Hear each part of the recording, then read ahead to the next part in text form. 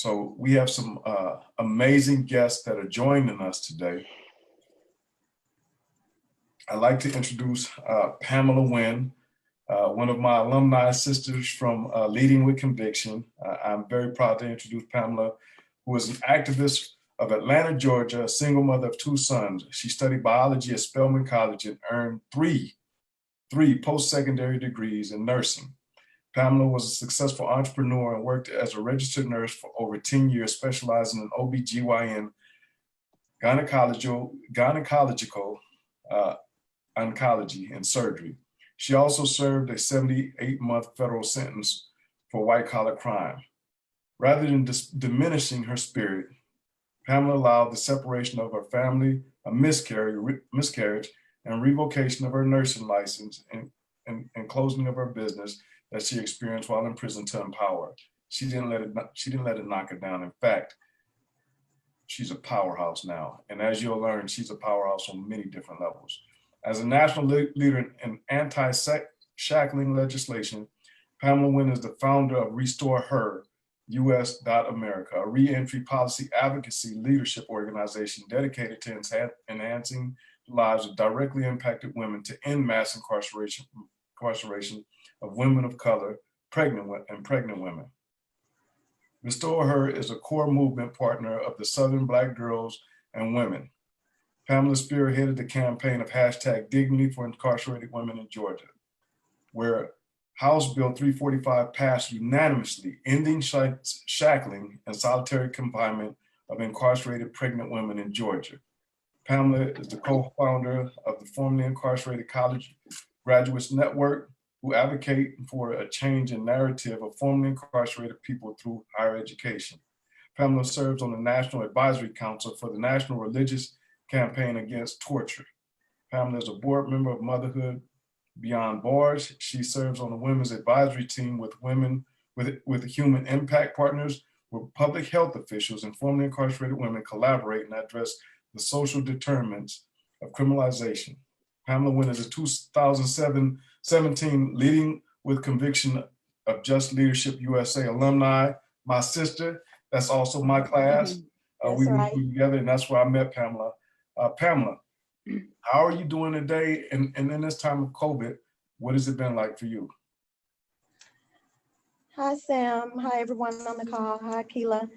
Thank you all for having me, and thank you for bringing awareness to women, to incarcerated women behind bars. So during this COVID pandemic, I have been blessed on one end that I live in a rural area. So I have about 2.5, 3 acres of land here. So I'm already kind of, social distancing on my own and haven't had any problems. Thankfully, no family or friends that have experienced COVID. But on a whole, as far as my community goes, we have been struggling here in Georgia. I know you've seen us on the news constantly with no transparency from our governor, making decisions at his own will, at the expense of Black and brown people, as well as even with the incarcerated people. We have sent recommendations, responses, everything to state level prisons, detention centers, on all levels. Nobody wants to communicate. Everybody's just acting independently, doing what they want on their own. Some jails are releasing people, others are not. The state, although they put out a statement saying that they would be releasing people, as to date, they've not released any more than they would have normally released prior to COVID. So that's what the atmosphere is here. I'm steadily advocating for our women. I speak with the women on the inside. I know that they don't have the proper personal equipment that they need. They don't have masks. Even the nurses that are working in the facilities are telling me that they don't even have masks as healthcare providers to these women. But when I reached out to the GDC to offer to donate masks, I got a reply back that they have everything that they need and everybody's well covered and they didn't need anything. But thankfully, I was able to donate the mask anyway through the healthcare facilities that operate on the inside to make sure at least the people that are caring for our folks on the inside are safe when they're dealing with them. So that's the environment that I'm dealing with down here. And as far as how I got into this work, as you said a little bit, I served a 78-month federal sentence for a white collar crime. During that time, I was pregnant myself. At the time, I had not been sentenced. It was a federal sentence, and I was being held at a holding facility that contracts with the feds, one of the private prisons, a GO facility. And during that time, during diagnostics, when they tested me and found out I was pregnant, there was a tension in the room. However, no one said anything, so I didn't know that there was a problem until one day being transported and stepping up on the van, because every time they transported me, they shackled me, meaning there was a chain wrapped around my belly that connected to the wrist cuffs, and they black boxed them. And black box means that there's a small black box that connects that belly chain to your wrist cuffs and locks it in place so you can't move at all. Your hands are just positioned stuck in front of you. And then you also have ankle shackles, which are cuffs around each ankle connected by a chain. And each time you walk or move in cuffs, they tighten as you move. This particular day, by the time I made it to the van and tried to step in, the cuffs were biting into my ankles, and I misstepped and I fell. And when I fell, they didn't even ask me if I was okay. They basically just scooped me up off the ground, put me on the van, and sent me on the court. And then after that, I started experiencing some spotting, some bleeding. I was sending in medical requests that went unanswered for weeks, about 2 weeks. And then finally they answered me back and told me that was normal with pregnancy. And then I responded back by giving them my credentials and my background. And at that point, they brought me to the front, and the director of the medical department and the family practitioner that they were contracting with at the time explained to me, this facility was designed for men. We did not expect to have women, and we definitely did not expect to have a pregnant woman here. We have nothing for you, and we can do nothing for you. And so the only thing that they were able to do, they told me, was send a request to the marshals to be able to take me out to be seen at the ER, which they did. And the turnaround time for approval for that was about 4 weeks. So now we're talking about 6-7 weeks later, taken to the ER. When I get to the ER, they're like, this is not an emergency. It happened weeks ago. And this lady needs to see an obstetrician. She should not be in the ER.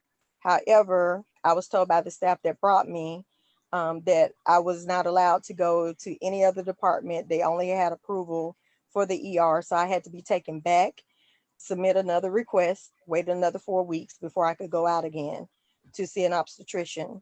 At that point, she stated that she needed an emergency ultrasound to be able to check the status of my baby. And again, that was not in the request, so I could not do that. And we're talking about another 4 weeks. To make a long story short, within all of those weeks and not ever receiving any care, I eventually ended up miscarrying my baby. And when I did, it was after lockdown, which is at 10 o'clock when they lock you down in the cell. There was no lights, no call button, no way to call anybody. So shortly after we got locked down, I had started experiencing some cramping. I tried to go to sleep. The pains got worse, woke me up. I'm at the sink trying to drink some water, get myself, establish my boundaries. And I feel a big gush of fluid, but I don't know what it is because you can't see. It's just dark in the room. There's no windows. It wasn't about until after 2 a.m. before any officer ever made a round to come in to help. Around midnight, I believe, is when the pains got unbearable, and I woke up the lady that was rooming with me, and she began beating on the door, to the other lady, saying that I needed help. I was having a problem. And I believe they beat for the next 2 to 3 hours before anybody ever showed up. And once someone did show up, then they debated whether or not to take me dial 911 and take me to the hospital, or should they call the marshals and wait on the marshals? And by this time, when they opened up the cell door, the room was covered in blood. So it was blood that was gushing out of me. And at this point, not only am I concerned about my baby's safety, I was also concerned about my own safety. And I began pleading and begging with them to please call 911 and send me to the hospital. Eventually, the nurse did. And once I got to the hospital, I was met by the marshals, who automatically shackled me to the bed. And I endured the remainder of my miscarriage with 2 male officers between my legs. They refused to give me any privacy or leave the room or anything, which was very dehumanizing. And when they finally got the bleeding under control and were able to do the ultrasound and saw that I had passed my baby, they asked the officers where was the linen and everything that I bled on, because I had passed my baby and it was in that linen. And the officers nonchalantly told the nurse, we threw it in the trash. So at that point, to hear, that my baby, something that was a part of me, had been discarded as trash, but not only that, the tone that the officer said it in is like he really felt like my child was trash. To this day, that's the most devastating and I think the lowest point of my entire life, to experience that. And then after the whole ordeal, they placed me in solitary confinement for over about a month. And for me, I felt like whatever little shred of anything that I was holding on to, I felt like they were basically just trying to wipe me out and take me away from here when they put me in solitary. But I had 2 sons that I had left at home with no support, which is a lot of women that are incarcerated that were taking care of themselves. And I know that my sons were dependent on a phone call from me to make it through the day. So I had to, make it through solitary and anything else that they put upon me. And that's what led me to this work. When I came home, I began to try to seek some type of reparations for myself. And everyone I talked to kept telling me there's nothing you could do. And that was not the answer that I wanted to hear. And so at that point, I decided that I was going to work and change the law. And that's what I did. Thank you. Thank you, Pam. Thank you. For any other word that I could describe would just be like the system is barbaric. Like there's no other way to describe what you went through but barbaric. And for us to live in a country that we consider to be the leader of the free world, that should not be something that is ever acceptable on any level for any human being. And people that are listening to this right now should be infuriated. For women to go through something like this while incarcerated, like should never happen. And for us to allow it to happen, we're not doing our job as citizens and holding our electeds accountable across the board. And I'm truly sorry that you had to go through this, but I love that you are here as a powerhouse in changing laws. Thank you for not giving up and for continuing to push forward. I just wanted to say real quick too, I too can condemn you for where you are today. And it's a blessing to be able to be here in 2020 and even have a discussion to get the clarity on what truly happens to women behind bars. And I just want to say that I appreciate you telling your story and sharing your story, because I think that it's really, truly important that people hear real live facts of what goes on with women having babies in prison. You're absolutely right, Akilah, because I'm one of many, Right. Andrea Circle Bear, she's one of many, they look at a single incident and they think, oh, that's only that, but it happens on a regular basis. And, they mention it and then it goes away. It doesn't get this sustaining attention that it needs. It doesn't get the outrage that it needs. Right. Thank you. It's so true. Our second guest today is Akilah Shands, who is a member of the Anti-Recidivism Coalition and an advocate for criminal justice reform. Welcome to the show. With lived experience of being pregnant and shackled while in prison, Akilah advocated for Senate Bill 394 in 2019 in the California legislature, authored by Senator Nancy Skinner, which created a pre-trial diversion program for primary caregivers of children allowing judges to identify people who could benefit from services rather than incarceration early in the legal process.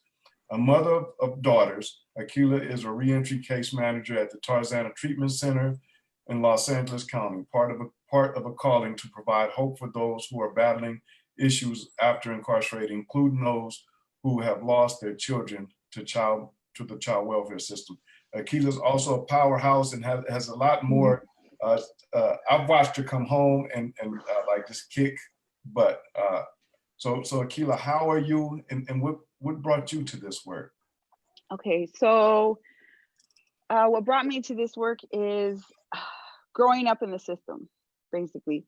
I was 3 years old when I became a ward of the state, which means at 3 years old, I became what I call a statistic, because I felt like I wasn't given a chance from the start. As a youth, I went through juvenile hall systems, through the group home systems, through going in and out of foster homes. And I was tired of getting out and having no result, no help, no assistance, no nothing. In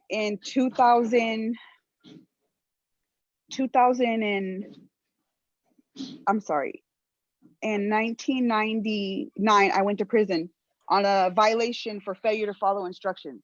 I was on parole. When I was out of prison, I didn't have a home because I was in the system, in the juvenile system. So I went to prison in 1999. I went to Chowchilla. I arrived at Chowchilla. On a yard, I found out I was pregnant.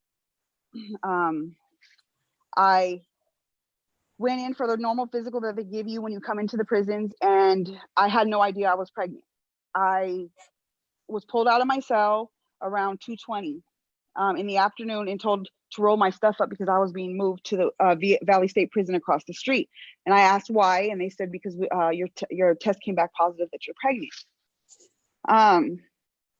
which was a blow automatically, because I was in prison for a violation for leaving county without permission, nonviolent offense. So I go across the street and I spend my entire pregnancy in prison. I had minimal care. I think the first time after I found out I was pregnant, the first time that I had my first checkup was almost 6 months into my pregnancy. I was 6 months pregnant, and I started having contractions. They didn't take me, they told me I was dehydrated and it was normal. So they had me drink not normal water, they gave me IV water, meaning, you know, when you go to the hospital and you have that IV bag that they put in a tube to your body, they had me drink that and told me that I needed to drink the whole thing before they could let me go back to the yard. I was having pains and I kept telling them, no, I want to see a doctor. Like, when am I going to see a doctor? I obviously found out I was pregnant here. And I'm struggling with them, begging, putting in my medical kites, doing everything I could. I went to the sergeant, I would throw fits, nothing. One night, 7 months, they finally took me to medical, but it wasn't outside gynecology. It was actually the medical staff that was there at the prison. And all they did was check my temperature, felt my stomach, told me I was fine, and told me to go back to my room. So I go back. At 8.5 months, I went into labor. It was around 2:45 in the morning, and I started having contractions. Again, like Pamela was saying, there was no staff, nothing was there. They were banging on the doors for them to come. When they finally did come, I was in the shower because the contractions were so bad, I couldn't take it. I was throwing up. So I'm inside of the shower. My water had broke. My bunkie had sat a chair inside of the shower. So I'm sitting in the shower, and they're telling me I can't, they can't take me out of the room because they need approval to get me into the ambulance to open the gates to let us out to go to the hospital. So mind you, for 3.5 hours, I'm still sitting in the shower in my own vomit with my water broke. I ended up getting in the ambulance, and we got to what they call the Sally port. And I had to sit in the Sally port in the ambulance for another 45 minutes to get permission for them to open the gate so I can get out. By the time I got to the hospital, my daughter's head was already between my legs. The nurse was trying to hold her. They had me shackled, both my feet and one arm. So really I was pushing with just one hand. There was no officers in the room. I was in there alone. I started hemorrhaging. So when I was hemorrhaging, I was crying and I was throwing up at the same time, begging them to please let one of my legs go and my other arm so I can roll on my side, so I wouldn't choke on my own vomit. They told me no, that it was policy and procedures that I remained handcuffed and shackled to the bed. I end up pushing out this baby without a doctor in the room. Anesthesiologist end up delivering my child. During that process, DCFS showed up, and I was there again on a violation for, it's hard for me to talk, I'm trying not to cry, so please just bear with me for a second. So DCFS showed up and they advised me that because I was incarcerated, they were gonna have to take my child and send her to the foster care system if I didn't have anybody to pick her up. I had a month and a half to go before I got out on a violation that I got a year flat for leaving county without permission, which is a parole violation. So I called my family and I asked my aunt, could she please come pick up my daughter? And I was told by DCFS that my family members did not come pick her up, which I found out 19 years later. My daughter's 19 years old now, that DCFS lied, that they allowed my aunt to come pick her up and take her to Arizona and adopt her without any court hearings or procedures or without me being notified. They lied and said that they had no clue where I was or where I had gone after I had the baby, which I didn't understand because everybody knew that I was in prison. My child on her birth certificate said she was born in prison. So my child actually got adopted out.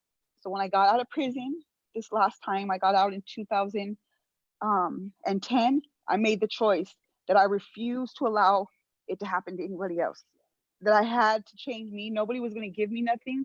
Nobody was going to hand me anything in this world. If I didn't want this to happen or to help the next woman so they never had to go through this experience again, I had to get out and make a change. I had to be a better woman. I had to be a better mother. And I had to fight for what I believed and fight for these women that are behind bars.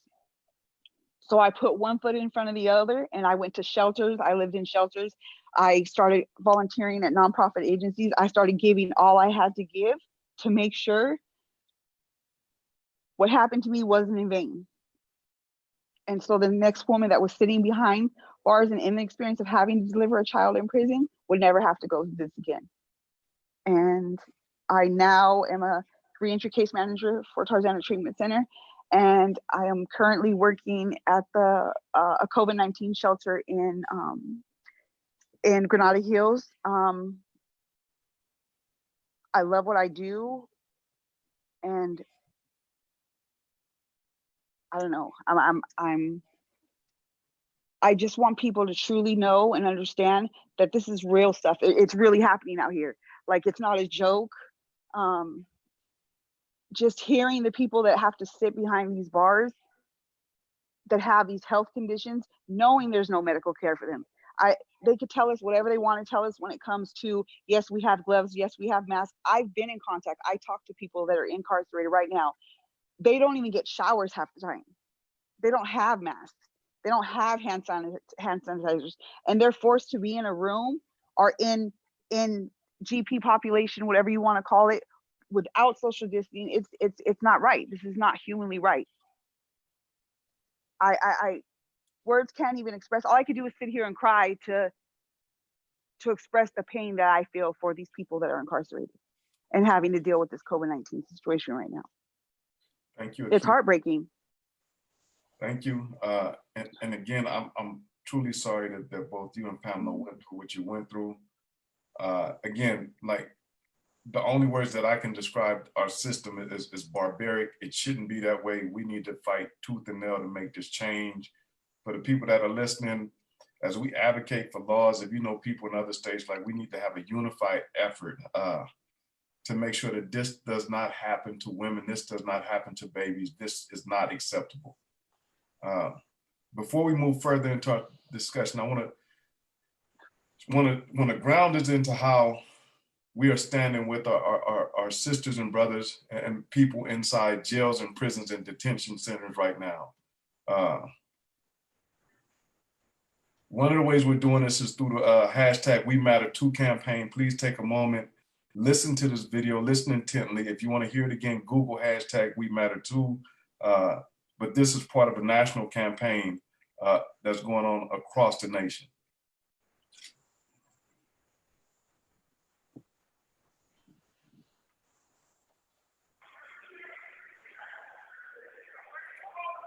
I got arrested January 30th, and just a few weeks later, the world started to change about this virus.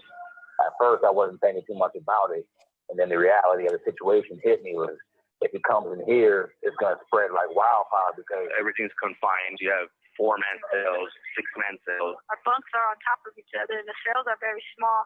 The showers, they either get cleaned once a day or sometimes they don't get cleaned at all. Everybody's still playing cards. The phones are like not even 2 feet from each other, so it's not like everybody's really separated. They don't supply us with no gloves or anything. As of antibacterial soap and stuff like that, there's none of that available.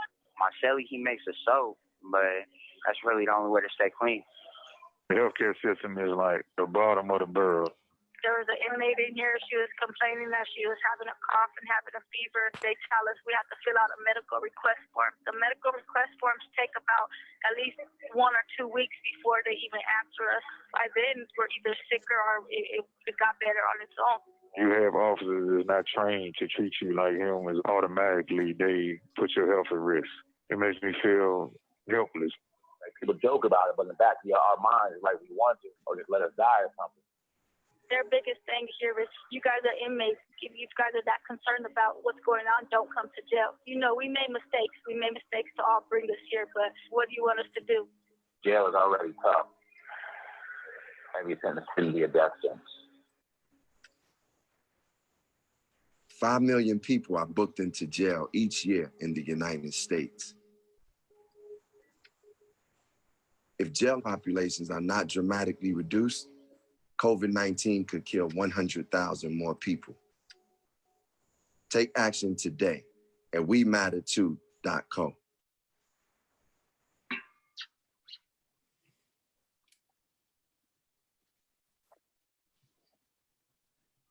So there's a way for us to empower people and organizations across this country. Literally, hashtag #WeMatter2. Please Google it, hashtag WeMatter2.com. This video launched our hashtag #WeMatter2 campaign. This video was directed by Savannah Leaf and produced by Park Pictures, Cody Ryder, Common, Imagine Justice, and ARC. This is, again, is a national movement. People that are inside do matter. They're human beings. People that are inside should be considered, and we need to really push our electeds across the nation, from the federal to the state to the local level, detention centers, prisons, and jails, reduce the population in order to save lives. Every sentence should not be a death sentence. People that are inside were not sentenced to death. And if that's the case, then why are we not seeing more action taken on the local, state, and federal level? Pamela and Akilah, I have a few questions I'd like to ask you. So what are your thoughts on the tragic death of Andrea Circle Bear? And right now, just considering that here was a young lady who could have been saved. She could literally, if one person would have just did the right thing, it took one person to do the right thing, she could be home with her baby now. But what are your thoughts on this tragic death? Pamela, and then Akilah, please. First, Akilah, my heart is with you for everything that you went through. I used to always tell my story and always cry. And then one day I thought to myself, I'm gonna stop crying when I tell my story, because although I went through what I went through, I know that there are women that went through worse. than what I did. And you would be an example of one of those ladies. So with Andrea Circle Bear, because although I lost my baby, I couldn't imagine if I had had my baby and to have my baby taken from me and not know where and what went on with my child. That's more torture to me than them placing me in solitary after I lost my child. The same with Andrea Circle Bear. When I read the story, it hit home for me because there were so many similarities. I was in federal prison. I was in a holding facility. I could have gone home. I had not been sentenced yet. I was going back and forth to court, but they refused to give me a bond. And I did not ever understand why, if you have me at a facility where they're telling me that there's nothing that they can do for me here as a pregnant woman, why wouldn't you allow me to bond out and go home where I could take care of my baby and myself sufficiently? Yes. So I felt that, just she could have easily been home as well. She was due to be going soon anyway. And it's just, and the hemorrhaging that I had, I could have easily bled out and died myself. And to know that because of someone's not caring, because of someone's laziness, because a lot of them are, and which is another reason that a lot of things happen that should not happen, because, and I'm not even going to say it's laziness. I feel like they just don't do it because they don't feel like we're important enough. Yes. Now this child has to grow up without a mother, as well as her other kids. And it's an unnecessary loss. And like here in Georgia, we have all this outrage around Ahmaud Arbery, which we should have the outrage. But it hurts me when I see how much attention gets paid to, this situation, when we have women like you and myself that go through things like this with our babies on a regular basis. And like with Andrea Circle Bear, there was a mention of it. There was an article about it. And then it just dies. It didn't get that same outrage. And I felt like it should be just as more, definitely equal outrage for that situation as there is for these other situations. It was a senseless killing. And not only was it a senseless killing, we're talking about a mother taken away from a child, and it was not necessary. And I just would like people, I can't say that people are not really caring. I think they're just not aware because nobody talks about us. We're like the invisible women. We're not seen, we're not heard. And like with me, when I first started this work and I would tell my story, people would say, oh, I didn't know they were doing that to women in prison. So it's for us, I guess, to continue to do what we're doing and keep telling our story as much as it hurts. Because I promise you, every time you say it, I don't care how many times I've told it, it hurts the same for each time. But I always keep in the forefront of my mind that it's necessary. It's necessary if we're going to make any kind of change. And for me, I saw that when I worked on HB 345 here. I was also blessed enough that when Cut 50 worked on the First Step Act, the federal legislation, they called me and asked me if I wanted to include my language for women in that bill. So I was also blessed to get it passed on a federal level because that was important to me because I was in federal custody, as well as getting it done here in my, here in my home state,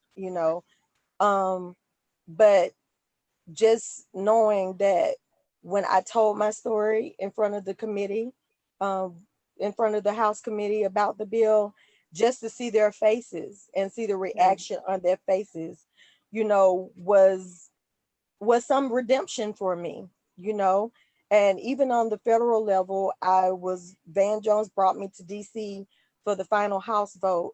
And I'm sitting there thinking I'm bored listening to this bureaucracy that means nothing to me.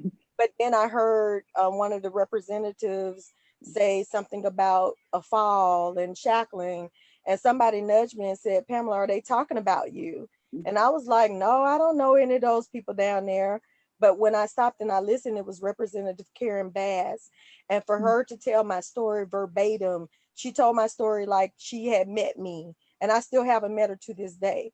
But she spoke it like she met me, and I had told her exactly what happened to me. And that meant the world to me. That let me know that as painful as it is, we have to keep telling the story. We have to keep bringing the awareness.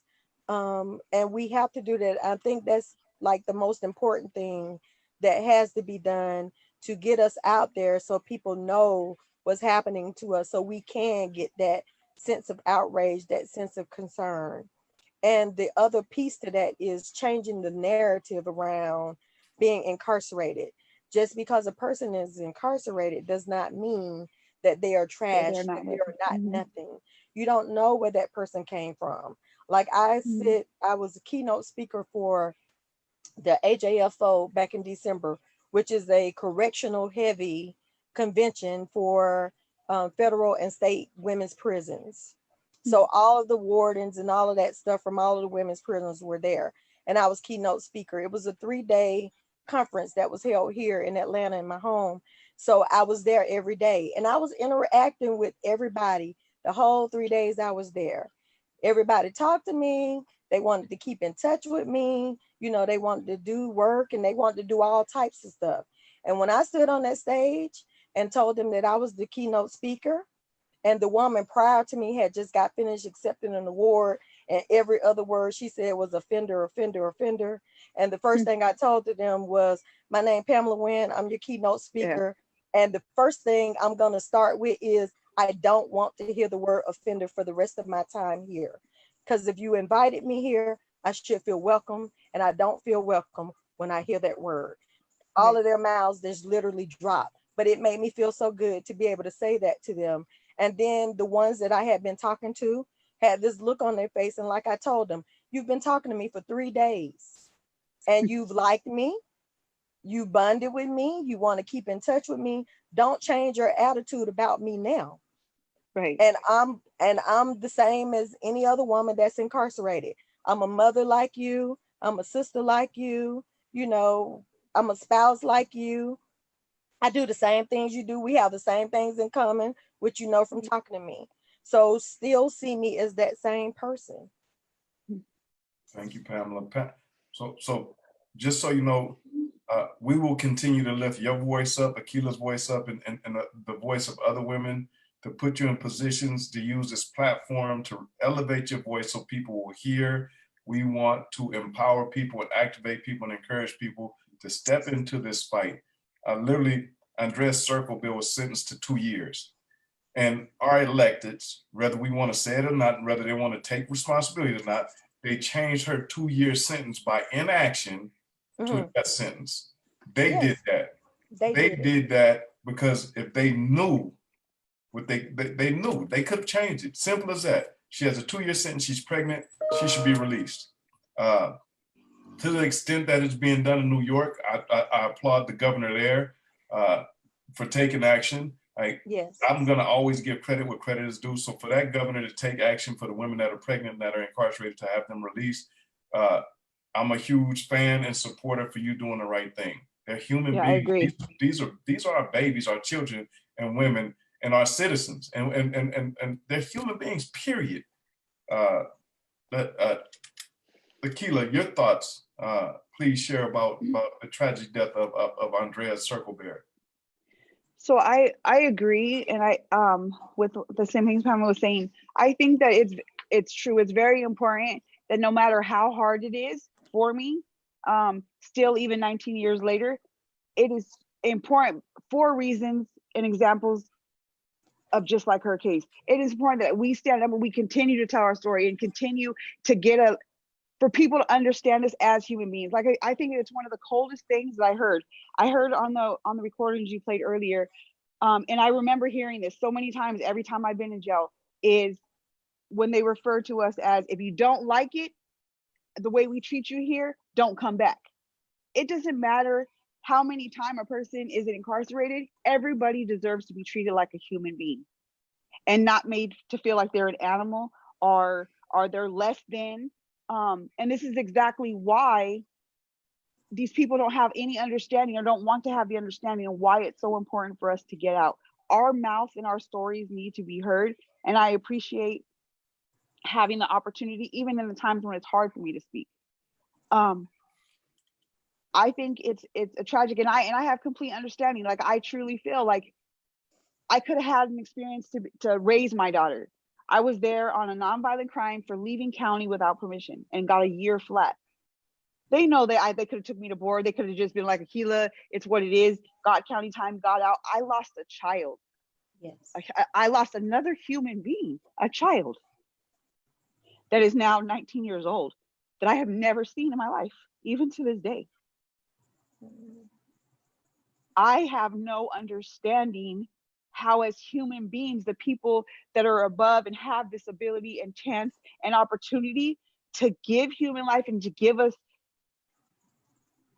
these breaks, and it's not even a break when it involves a child or a human being, our health. If you know somebody's health is at risk and they are going to die, why would you want to leave them or take something away and put them in a situation that's going to have them traumatized for the rest of their life? I don't understand it. Money is not that important. It can't be. It can't be. I'm thankful for this opportunity, and I hear everything you're telling me, and I appreciate you because you're giving me the strength to be able to understand it from a level of, Akilah, no matter how hard it is, it's going to get easier if you keep sharing and you keep telling what happened. And I felt you on that. And like inside of my heart, I have a difference. The one side of my heart has butterflies because of what you said, and the other side of the pain is starting to go away. I feel that I do, and I want to help in any way I can by getting my story out. And I know for a fact it does make a difference, because like you said, I remember when I went up for the SB 394 bill and it got passed. I remember the feeling that I felt when I walked into this room to share this story. I shared it with a sheriff who they had told me at the time was always against the SB 394 bill. He's against it. He's not going to do it. He doesn't believe in prison reform. He doesn't believe in reforming. He thinks that if you do the crime, you got to do the time, period. I remember walking into that room and I was telling my story. And before I went in, I had got prepped like, Akilah, excuse him if he's rude, like he's not, he acts nonchalant, like you're irrelevant. Don't take it to heart, just keep talking. So that's what I did.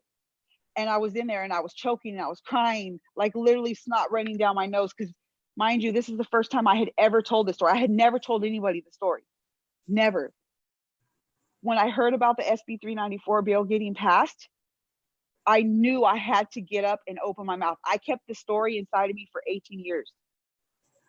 But when I knew and found out what the SB 394 bill was, and it was for parents, I said, Akilah, you have to get up and say something. And so I did. So when I shared my story that day, he actually, the sheriff that was working in turned around in his chair and he looked and he told Michael Mendoza, he said, let me see that bill. Let me see that paper. And Michael told me, Akilah, do you know that's the first time he has ever asked to even see or even cared what this bill was about? And it was after I shared my story. So that hit my heart. Like Akilah, you got this. You have this ability to make things happen by sharing your story. You have to swallow it and get up and do it and make a change. So I did. And I remember him, he turned around and he looked at me and he said, you know what, Akilah, I'm sorry you went through that, but I will take a look at this. Tonight, I will look over this paper and I'll make sure that I read it. Because if this is what happened, I don't ever want it to happen again. The feeling that he gave me on my stomach that I felt just by me sharing a story that I thought was the most horrible thing that could happen to a human being. It opened his heart to want to make change. That was important to me. Yes. So I had never cried about it, about what happened. I think I was just so hurt. I never cried about it. I never did any of that. I remember being in Sacramento after I got done telling her my story, and I walked out of the room, and like a cry let go from my stomach that let go of what happened 18 years ago. And I remember Michael hugged me, and I said, Michael, you know why I'm crying? Not because I'm sad, because I told it. And the first time I told it, this man felt what I said, and he felt my pain to enough to where he wants to now look at this paper. Yes. And he take it into consideration. That was like all I needed in this world to be okay with what happened. I just wanted somebody to hear my story and have it affect them the way that it affected me, so this bill could get passed, and it did. Yes. Thank you, Akilah. Uh-huh. No. So you may not see some of the comments, but there are comments that are coming in, and I just want to share a couple of them with you. Sending you both love. I really just wish I could reach out and hug you. So in awe of your strength and perseverance, you are two true heroes. Thank you. Thank you, everyone. Thank you for the light that you bring to your story, your pain and the tears, and your strength. Continue to be brave and love. So I just want like that. I can see these comments that are coming in. I want to share them. Like there are a bunch of them. We'll make sure that you're able to see them. And more are coming in. I can't read all of them. Yeah, I can actually see them. So just know one that your stories, just as they affect electeds, we need to elevate your voices and the voices of other women that have went through this type of barbaric treatment, and say it's not going to happen anymore. We're not going to accept that it happens anymore. This is not something that's acceptable to be done to any woman or child. Period. There's no way you can justify doing this. Period. We're getting close to closing, but I'd like to ask you both, because I know you both do work in reentry, and could you share a couple of things that women and mothers struggle with when they're coming home? Like what are a couple of things that they struggle with when they first come home?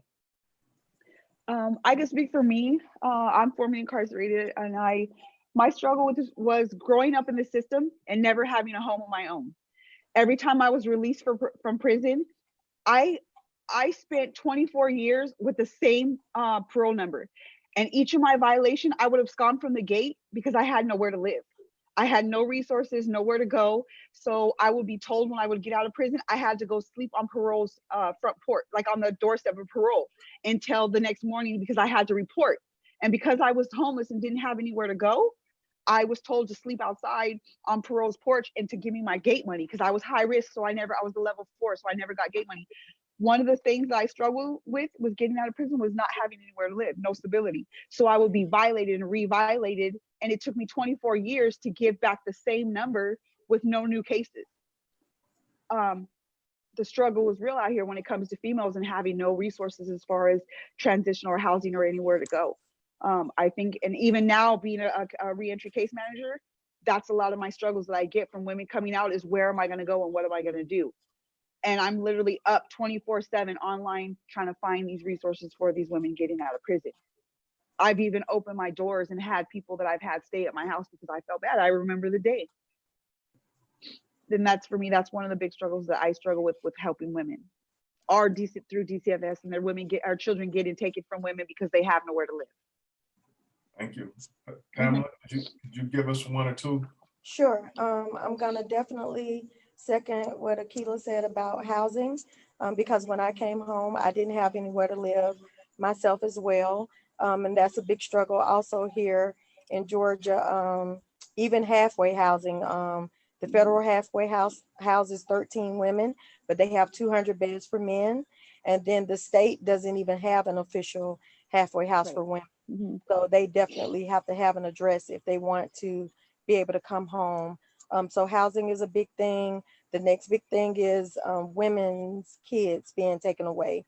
A lot of the women come home, they don't know where to start, what to do as far as about getting their kids back, finding out where their kids are, knowing what their rights are as far as their kids are concerned once you leave over a certain period of time, the state kind of assumes responsibility if you don't have anyone designated. So that's also a major problem. And of course, the normal job, resources, that type things. But housing and kids are like the big two priorities. Thank you both. You inspire me. You see the comments from our listeners, the strength that you like.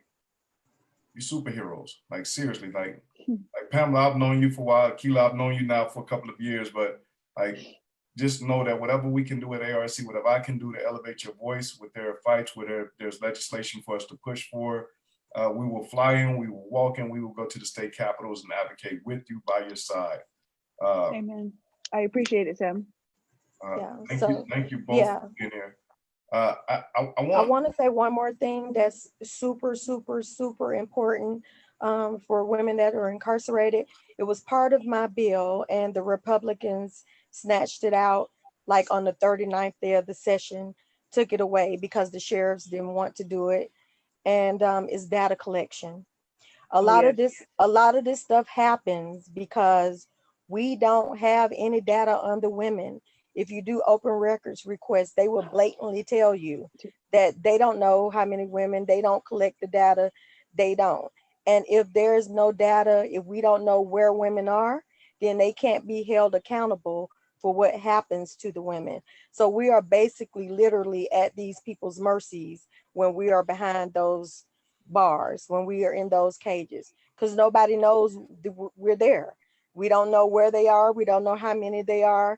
And without data collection, we really, that's something that I push for and that I work for on a national level because it's critical. That's the first step in making sure the women are safe and to stop the perpetuation of harm that's caused by, being incarcerated, around all the sexual abuse, everything that happens. We don't hear about it because we don't know the women are there and we don't know what they're going through. I just want to second that because I remember being told by a female parole officer, Akilah, you're out here, you sleep on the streets, and this is the protocol and the procedure of what parole does when a female is released. And she said the reason why there's no outcome and no help for you guys is because half the time we don't even know, because by the time a woman gets out, she gets frustrated and she leaves and she absconds like you did. And so there's nothing that we can do and no numbers on reports that we could even get you a voucher because nobody gives us a chance to, because women don't know what to do. They just run and abscond and leave. And so there's no written data or for them to work off of. So they don't care. They don't care. And so I have to say, I agree. So we definitely want to advocate for and see if we could work on passing legislation to collect data, definitely in the state of California and on the federal level. Yeah. So that's definitely something that's now on our radar. And I'm certain with our listeners hearing this, it will be something that will come up and that we will take action on. I'd like to say the hashtag We Matter Too campaign includes people that are in detention centers. So before we close, we want to share 2 short clips produced by the ACLU and Jewish Family Services Center in San Diego. Mothers. So these are 2 short films that will be shown that were just recently produced. A lot of our fear was dying and not seeing our families because this is a fatal virus, and at the time they didn't have any knowledge of the virus. So it was very scary for us to think this could be the last place. This could be the last human contact that you have with people. You might not be able to get home to your kids. I really think that this experience has not only affected me, but my 1-year-old, who was very small, and he was coming out. It was very different. It was my son. He didn't necessarily recognize me at first, and it's little things that, like, now I see him and he's grown up so much in such a short period of time, and I feel very, very overwhelmed that I've missed some of his milestones and some of the things that he's learned on my time away. Like, he's not used to calling me mom anymore. He calls me Bree, so it's a little different and it's a little hard to hear him call me by my name, but I'm very thankful that my son was able to go to my mom instead of the system. We're not just a number, we're human beings. We deserve to be treated as human beings. They can't just come in and break us apart from our families and make us go through all this pain, especially at this time right now when not only is San Diego in crisis, but the whole world.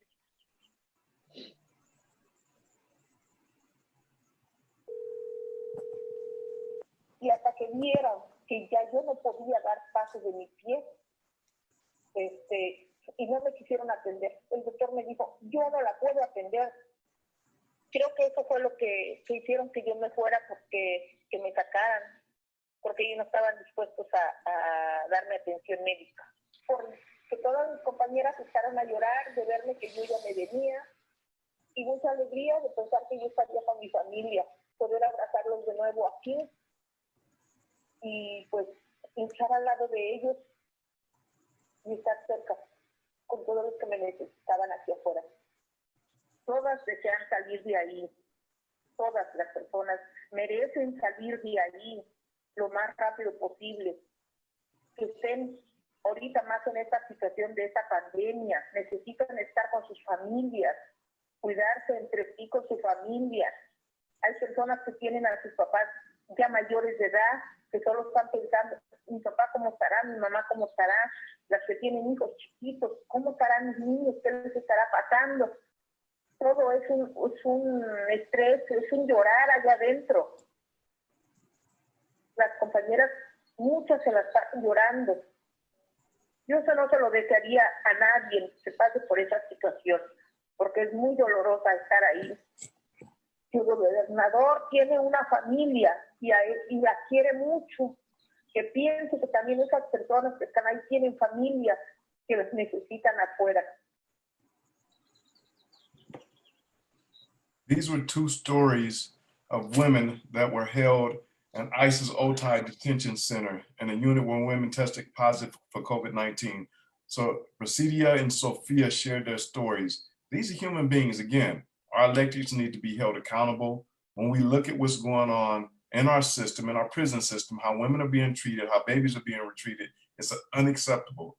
And for me, when people say that we're the leader in the free world, let's act like it then. If we're going to be the leader in the free world, let's act like it.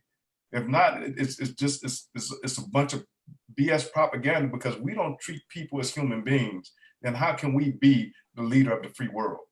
It's that simple. If we can't treat people as human beings, how can we call ourselves the leader of the free world? And that's across the entire spectrum, whether you're a Democrat or Republican. How do you not treat people as human beings and then turn around and say that we are the leader of the free world? I agree. We want to close out and give Pamela and Akilah an opportunity for closing thoughts to leave the audience with. So if you could take a minute or two on your closing thoughts.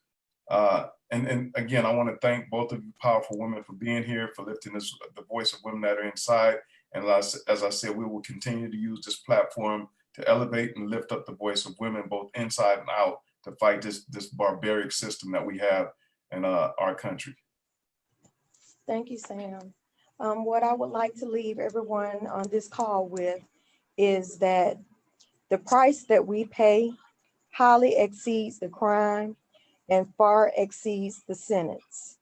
The things that we endure, even giving our lives when we have a 2-year sentence, far exceeds anything that we've done. Over 80% of the women who are incarcerated for nonviolent offenses, which means that they're not a public safety risk. They could easily be home. And between, like I say, death, sexual harassment, sexual abuse, women experience a lot at the hands of this system. And it's very unjust and it far exceeds. So when a woman is sentenced, don't think that they just go serve their time and they return. They go through some horrific shit, excuse my mouth, during that time.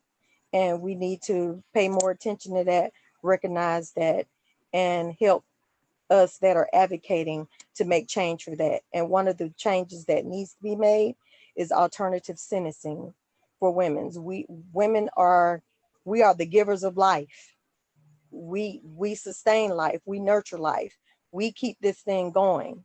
So therefore, at all efforts, in over 80% of households, it's a woman that's running and nurturing that household. So if we are not a public safety risk, why do we have to be away from our families? Because now we're leaving our kids left unattended, left without care, left without the love that they need from where they're from where they come from, to be out here and continue to be caught up in these same systems, which I know is what they want, but we can't let them have what they want. And based on the work that I've done and I've completed, I don't believe in no. I don't believe that we can't. I believe whatever we want to make happen, we can make it happen. And I'm here to do it. And I just need you all's help. Thank you, Pamela. Akilah, closing thoughts, a minute or two to share with our listeners and viewers. So I'm sitting here and I'm trying to think what my closing thought could be. And really, truthfully, it's nothing. It's a whole lot I can say in this world and a whole lot that can be done. Everybody knows what's right. Everybody knows what needs to be done. My only thing that I can say is be the change, be the reason. That's it. I don't need to sit here and give explanations of why. Everybody, we all humanly know what's right for another human being and for people in this world. Be the change and just be the reason, period. That's it. That's all I'm asking. It's real simple. And that's it. Thank you. Thank you, Akilah. Thank you, Pamela. I've said this a few times. I will continue to say it. We will continue to use this platform to elevate the voice of women, the things that are going on inside our systems, and to change it. For our viewers, if there's just one thing that you can do this week, just one thing, go to hashtag We Matter Too, go to the campaign, Imagine Justice, take a look at what we're doing. Visit WeMatter2.co to find ways to get involved and sign the petition. Sign the petition. This is a national movement. This is not just California.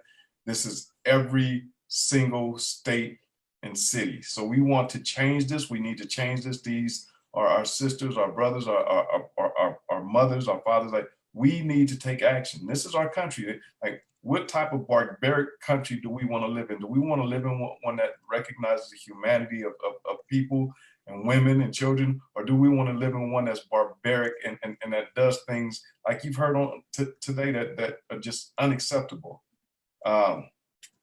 Please support Restore Her. The information on Restore Her will come up on our screen in a moment. So just take a moment. Also stay in touch with ARC, the Anti-Recidivism Coalition. If you want to find information on Restore Her, so please support Restore Her. Stay in contact with ARC. If you do not get this information off of our screen, please email us. You can find all of this information through ARC. We will make sure that it is available to you. What can I say? One last thing, Sam? It's also, woman, let me just say this. Okay. It's also in our chat. So if you look in our chat right now, you'll see follow Pamela Winn at Restore Her Instagram. It has all of Pamela's information on Facebook, www.facebook.com/restoreher.us. She's also on Instagram. Please support and follow the work that Pamela is doing and do the same with ARC. Go ahead, Pamela. I just wanted to add, as far as the women's work on a federal level, we have a petition where we have approximately 200,000 signatures now, where we're pushing Congress to make changes in the laws on the conditions of confinement, as well as alternative sentencing for women who are incarcerated. And that's change.org/restore her dignity. Could you say that one more time, please? It's there it is, change.org/restore her dignity is the petition link. And I would appreciate it if you all could go on and sign. So everyone take a moment to sign. It won't take that long. And you can see right here where it says Pamela Winn started this petition to the U.S. Senate. Please join us in supporting Pamela and our women that are currently incarcerated. We need to change the system, and we need to act now. Let's not wait till tomorrow. Let's not go get a cup of coffee. Let's not go get a snack. Let's do this now. and make it happen. Again, Akilah and Pamela, thank you so much for joining us Thank you, today. Sam. You're welcome. Thank you. It was nice meeting you, Pamela. You too, Akilah. Yeah. I hope we'll be in touch. I want to stay in touch with sure. you and Yeah, do some Same here. Yeah, absolutely. Same here. And thank you. You two are powerful. Continue to lift your voice and know that it makes a difference. With that, I'm gonna close. Thank you to all of our viewers. Next week, our topic will be mental health, which is immensely important. So please join us next week, same time, 12 noon to 1:15 for ARC's Fireside Chat. Thank you for joining us. Thank you, Sam. Thank you, everybody. Thank you, everyone, Bye, guys. Bye. for joining.